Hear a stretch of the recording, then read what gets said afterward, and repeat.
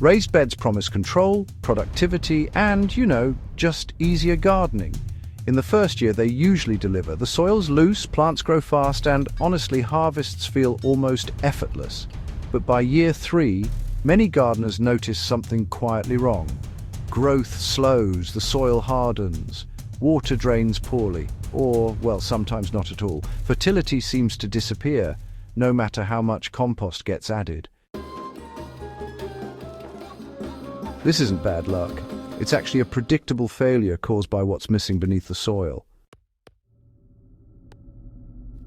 Most raised beds are built as boxes filled with soil and compost, placed directly on the ground. At first, this works because the soil is new and airy. But over time, gravity, irrigation, root collapse, and microbial activity cause that soil to settle and compact. Without a structural layer beneath it, the soil slowly collapses inward. Pore spaces disappear. Oxygen becomes limited. Beneficial microbes decline. Roots struggle to penetrate downward and instead circle shallow layers. What looks like nutrient deficiency is actually a structural failure. When raised beds begin to fail, gardeners respond logically. They add more compost. This helps temporarily, but it doesn't solve the underlying problem. Compost breaks down quickly. Each time it does, volume is lost. The soil continues to sink and compact. This creates a cycle where beds must be topped up every season just to maintain depth. Eventually, waterlogging and anaerobic zones develop, especially in the lower half of the bed. The solution is not more compost, it's permanent structure. What successful long-term raised beds have in common is a coarse, slow, decomposing layer at the bottom. This layer does 3 critical things. It prevents total soil collapse, maintains airflow, and creates long-term fungal habitat.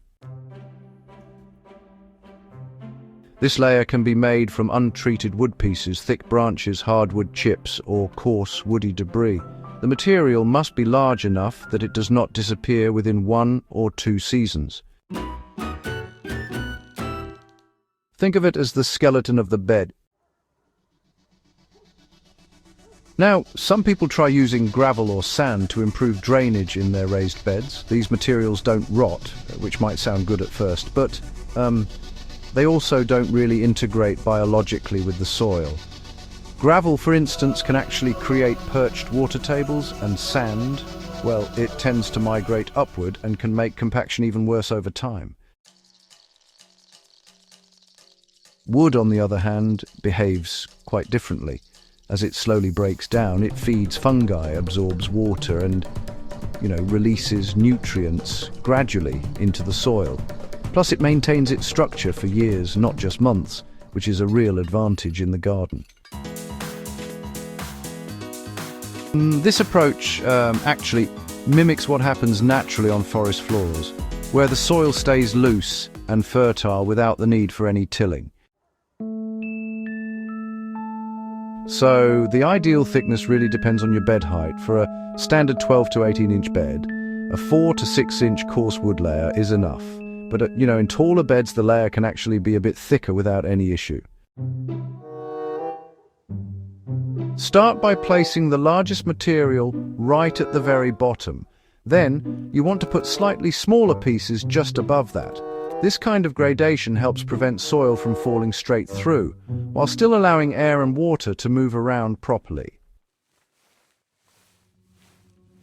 Now, cover the wood layer with a thin barrier of leaves, straw, or even unfinished compost before you add the soil. Doing this keeps fine soil from immediately filling all those gaps. In the first year, the wood layer mostly acts as structure. It absorbs excess water and, prevents compaction. Roots begin exploring downward instead of staying shallow.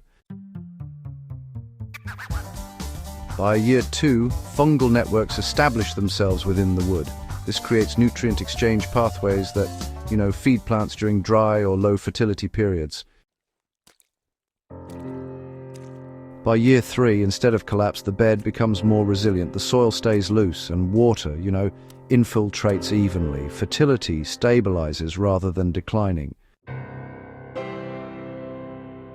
This is why, honestly, some raised beds improve with age, while others, well, they just fail. Why does most raised bed advice ignore this layer? It's because commercial soil mixes are designed for immediate performance, not for longevity. There's really no incentive to teach gardeners how to build beds that don't need frequent refilling or amendments. Additionally, this method requires thinking in years, not just seasons.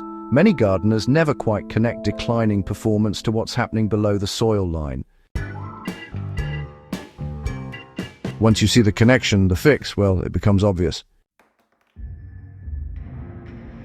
Now, let's talk about some mistakes that can really undermine the whole method.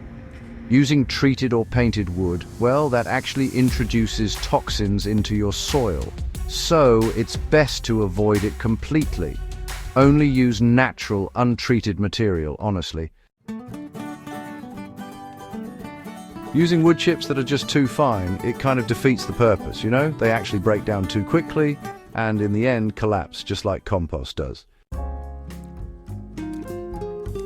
And finally, skipping mulch on top. That really accelerates breakdown. A thick surface mulch, it protects both the soil and the structural layer beneath it, so don't overlook this step.